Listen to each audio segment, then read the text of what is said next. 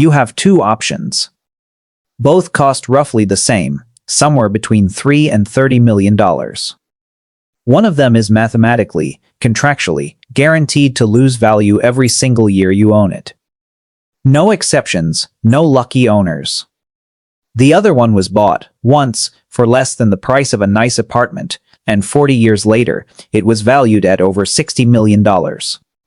Here's the part that should bother you. Almost every billionaire who buys one of these buys the wrong one first. And the reason has nothing to do with taste, and everything to do with a piece of paperwork nobody shows you before you sign. By the end of this video you'll know exactly which one it is. But I'm not going to tell you yet, because the answer flips twice before we get there. Here's the first thing that should confuse you. On paper, a private island looks like real estate, land, appreciating, permanent. And a superyacht looks like a toy, depreciating, temporary, a hole in the ocean you pour money into. Simple, right? Except the man who arguably did the island thing best in modern history almost lost his entire company because of it. And the yacht that's costing someone the most money right now isn't even being used. It's sitting empty. So which one is actually the trap? Hold that thought. Let's talk price first, because the range is bigger than most people expect. A raw, undeveloped islet with no permits, no dock, no power, you can find those for the price of a used car in some markets. But the islands people actually picture, the ones with a dock, a generator, maybe a caretaker's cottage, those start climbing past $1 million fast, and the ones with an actual resort infrastructure can run into the hundreds of millions. Superyachts follow a similar shape, just shifted upward. A starter superyacht, something in the 100 to 150 foot range, used, a few years old, lands around $3 to $10 million. Go custom, go new, go past 200 feet, and you're in nine-figure territory before you've even picked the interior fabric. So on the surface, they look like the same purchase decision at different price points. That illusion doesn't survive the next part. Here's where it gets uncomfortable for the island buyers watching this. In most of the places people actually dream about, Fiji, parts of the Bahamas, huge stretches of the South Pacific, you are not buying the island the way you think you are. Foreign investors generally cannot freely purchase land outright in these markets. The law caps foreign land tenure at 99-year leases. In Fiji specifically, freehold land, the kind you can actually own outright, makes up only around 7 to 8% of the entire country. Read that again. 92% of the land in one of the most island-shopped countries on Earth isn't for sale. It's for rent, for up to 99 years. Which means most people who think they bought paradise actually bought a very, very long-term lease from a government or a native landowning trust, and when that lease runs out, so does the ownership. But here's the twist. That same restriction is also the reason the islands that are freehold are worth so disproportionately much. Scarcity isn't a marketing word here, it's a legal fact, baked into statute. Which brings us to the part nobody explains when they picture owning one. Here's the room most people don't know exists. The entire private island industry runs on a distinction between leasehold and freehold, and almost none of the marketing photography tells you which one you're looking at. A leasehold island can be shockingly cheap, because you're not buying dirt, you're buying decades of access. A freehold island costs a multiple of that, because it's one of the only truly finite assets on the planet. Nobody is manufacturing more coastline. Smart buyers structure around this.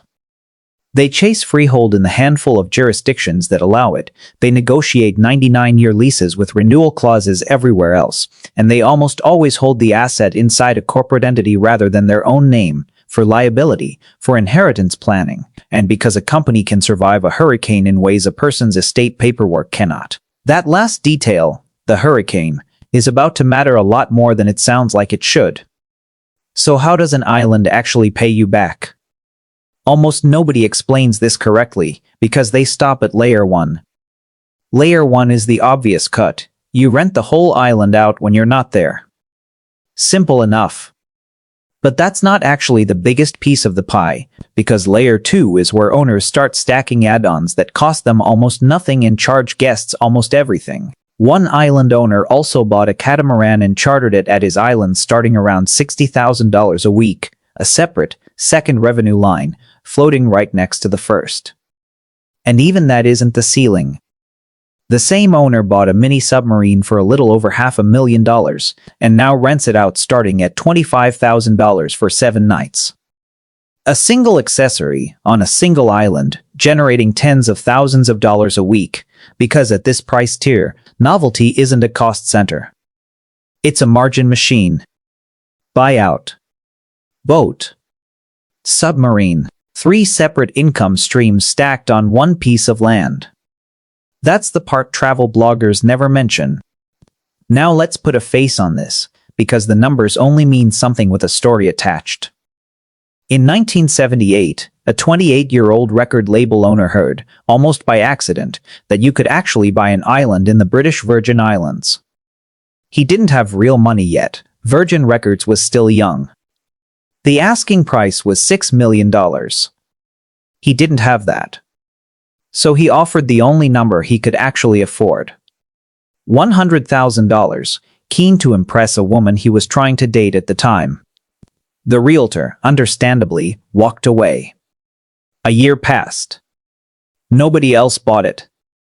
The seller got desperate, and the price finally agreed on was $180,000, a roughly 97% discount from the original ask.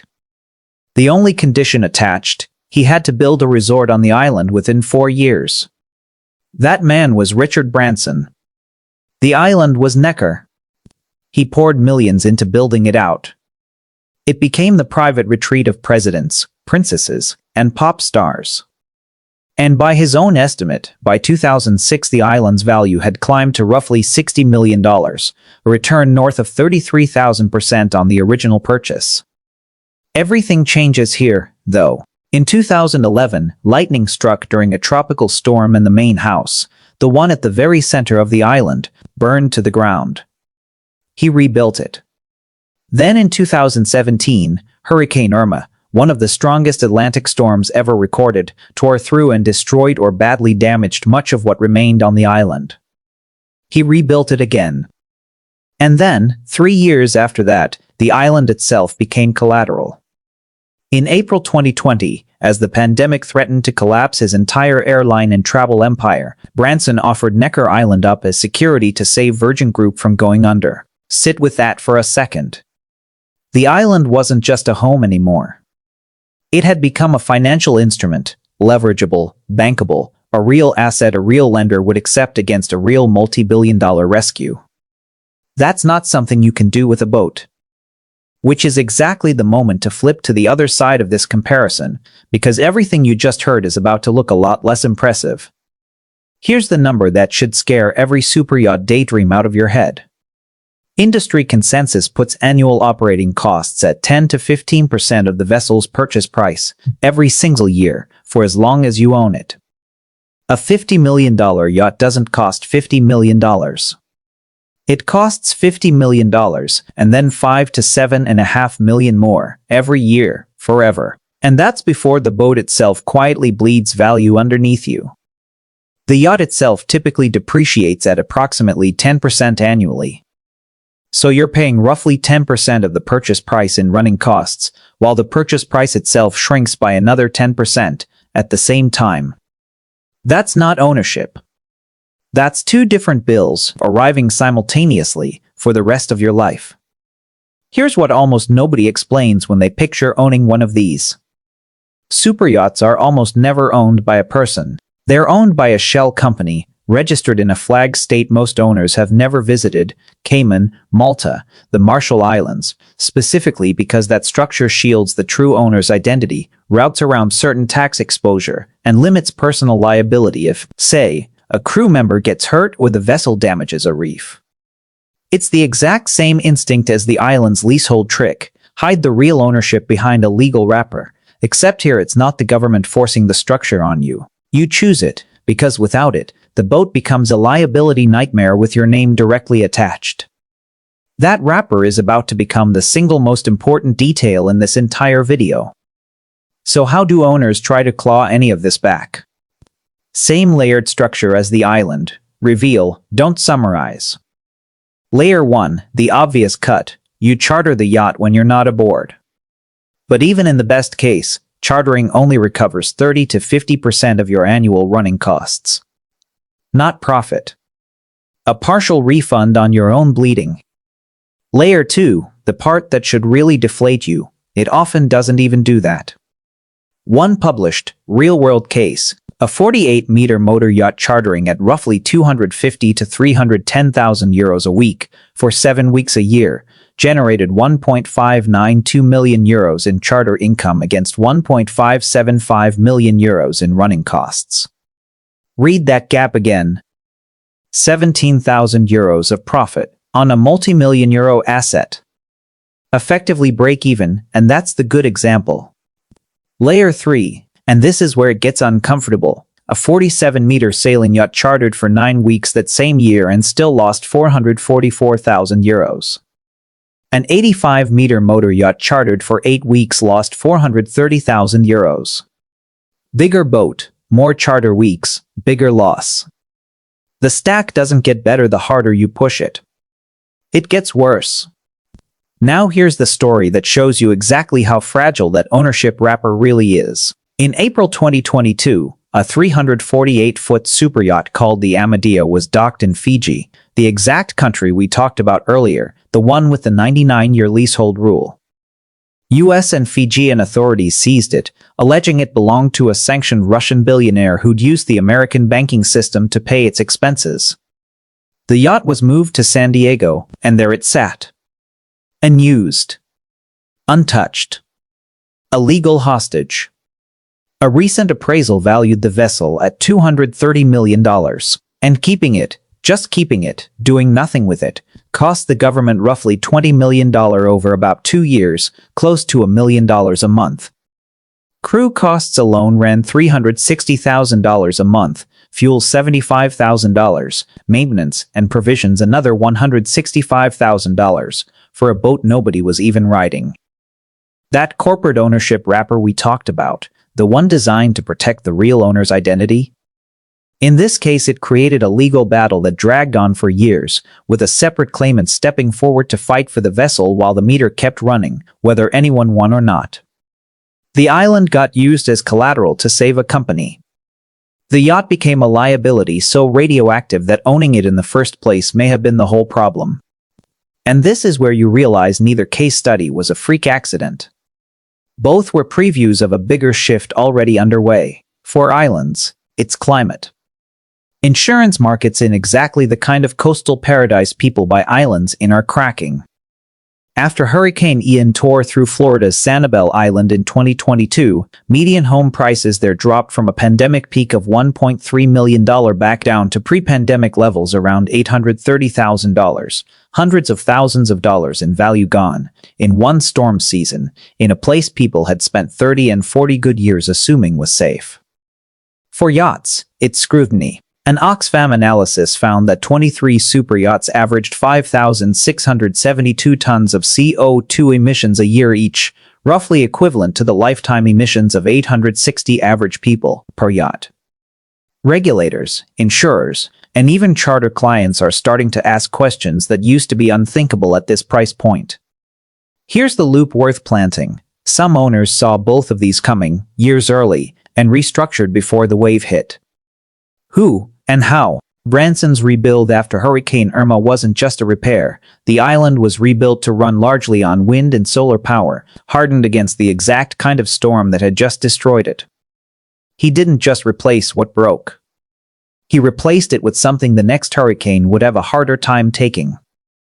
On the yacht side, the smarter operators didn't fight the sanctions and ESG pressure. They leaned into the exact structures that used to just be tax shields. Ownership entities got more layered, not less, specifically to insulate individual owners from the kind of seizure that swallowed the Amadea. Charter operations shifted toward newer, lower-emission builds specifically because older, thirstier yachts were becoming harder to insure and harder to charter to a generation of clients who don't want their vacation photographed next to an emission statistic. Same instinct, both assets. The owners who survived the shift didn't own less structure. They owned smarter structure. So where does that leave us? Because right now, both sides still look plausible. The island appreciates, generates layered income, and can be leveraged like a real financial asset, but it can burn down, get hit by a hurricane, or turn out to be a 99-year lease dressed up as ownership. The yacht buys you an identity-shielding legal structure and a genuine 3-layer income stack, but it guarantees depreciation, guarantees a 10 to 15% annual bill, and can turn into a $1 million a month legal hostage situation with one government filing. One of these is a wasting asset with upside baked into the wrapper. The other is an appreciating asset with a landmine baked into the wrapper. Here's the math, stripped all the way down. A superyacht is contractually guaranteed to lose money 2 ways at once, depreciation and running costs, with charter income that, in the best real-world case on record, barely covers what it costs to keep the lights on. There is no version of superyacht ownership where the asset itself makes you richer. The absolute best you can do is lose slightly less slowly. A private island, even hemmed in by leasehold law, even sitting in a hurricane zone, is still land, the one thing on Earth nobody is making more of. It can appreciate by tens of thousands of %, like Necker did. It can be leveraged to save an entire company, like Necker was. It can generate 3 separate income streams off the same acre of dirt. And when the storm comes, you rebuild the house. You don't rebuild the entire asset class's business model from zero. The island was never really competing with the yacht on lifestyle. It was competing on one thing. Which one is capable of ever making you money instead of just taking it? And only one of them has ever actually done that. You don't buy a superyacht to get richer. You buy it and hope you get to keep being rich anyway. The island was the only one of the two that was ever actually keeping score.